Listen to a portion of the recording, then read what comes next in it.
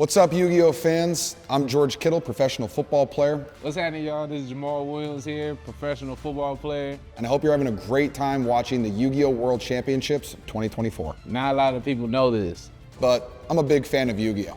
Let me show you a little bit of my experience into the passion of Yu-Gi-Oh Master Duel. And I be warning you, I learned from Kaiba himself. I got into Yu-Gi-Oh right when it came out. I was a big card collector, whether it was sports cards, other type of animated cards. I was just big into collecting those things. And when you paired the cards with the show and then some of the video games came out, I was all in. Really, for me, I was just learning something about cards. I felt like the monsters and everything was creative and really was just having fun with it. So once I got older and I started learning more and more about just the process of Yu-Gi-Oh and just how it was working, then I really started getting into it. I got into Master Duel. It's a funny story too, because I like playing video games and my friends have been playing Master Duels for the longest. And I really was just into the show. And then once I actually got into playing the game, my friend helped me make my Snake Eyes deck. And I started with my Snake Eyes deck, and then after that, it was just go from there. So then I really got into it. My favorite deck now is the Pearly Lee deck, and I'm going crazy. Some of my favorite parts of the Yu-Gi-Oh anime, overall, just the storyline between Yugi and his friends. I just thought that development was really, really fun. Him and Joey were just awesome friends that went through a bunch of stuff, but were able to become better friends from it. I love those types of storylines. And it was believable too, which I was a big fan of. And then besides that, I really love his early battle against the legendary fisherman, Yugi. One of the very first battles that he goes on, just because of the style of gameplay in that match and how he has to overcome tons of adversity and to be very quick and clever on his feet, reverse the tide, that fight, because he had no business winning it. Trust, believes in the cards, draws the right one, moon, gets rid of the ocean. Not to spoil anything for you guys back at home, but that's definitely one of my favorite battles.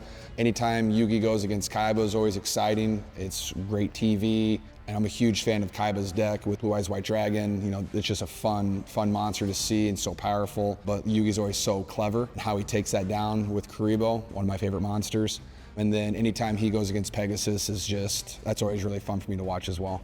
If I could hang out with somebody from Yu-Gi-Oh, it might be Kaiba, just because I'm gonna get everything from Kaiba. Kaiba think he be playing everybody, but I already know how he play. I'm gonna play the long game too, chess.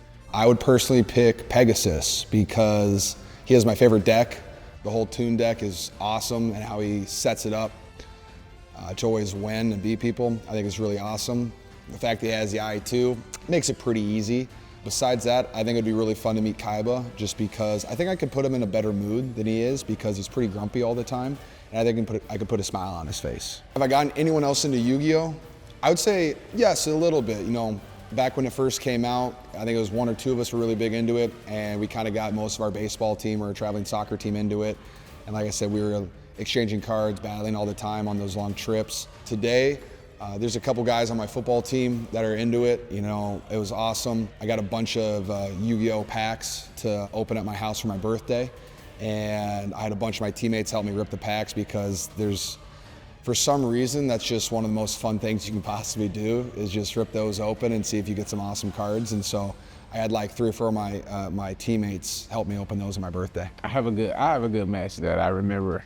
And it's not even me winning, it's me losing.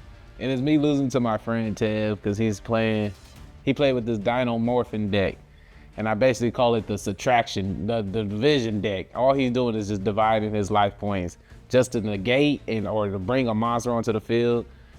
And he got to the point of having 32 life points. Literally, he just got 32 life points, and he beat me. I play Master Duels on my phone when I'm on the plane. I play on my Switch when I'm in the bed. I play, my Xbox and my PlayStation, depending on which one I'm on, or depending on which one of my friends, what game system they on. I really like it just to play on any type of system. You can play anybody at any time, really. So it's just universal. My Master Duel strategy mostly I like to take cards. I like to take your cards in particular. I like to negate. I'm Mr. Negate everything. I don't care if it is paying life points. I will negate it. I think just to stop somebody from getting their game plan on the field or on the board is my top tier thing to do. I'm Mr. Control the board. I love decks that control and recycle. Like, even if you destroy my monster, I could get it right back on the board. So I'm a recycler. I do have some really cool Yu-Gi-Oh items, memorabilia around, whether it's like all my original cards that are in my nightstand from back when I was a little kid. I carry the Blue Eyes Toon Dragon card in my wallet everywhere I go. I have for over 10 years. And I also have Yugi's Millennium Puzzle that is always on display. I'm a huge fan of that one. I have the Millennium Eye somewhere as well. But I got all these over the last couple of years just because I've kind of jumped right back into Yu-Gi-Oh and collecting stuff. I love Yu-Gi-Oh. It's one of the greatest things that's ever been in my life. Growing up on, it's just another thing that helped motivate me to become the man that I am today. And I just love it because it's been part of my childhood since growing up, that when I've been dealing with like being bullied or dealing with hardships, adversities, like I always knew I could watch Yu-Gi-Oh and get some type of life lesson out of it to just make me a better person in life. Watching Yu-Gi-Oh, collecting the cards, playing the game, it made me really, really enjoy just the adversity and all the overcomings of going through a long journey. And those are like my favorite types of shows and movies that I ever got to watch, is just when a group of friends comes together and has to overcome things.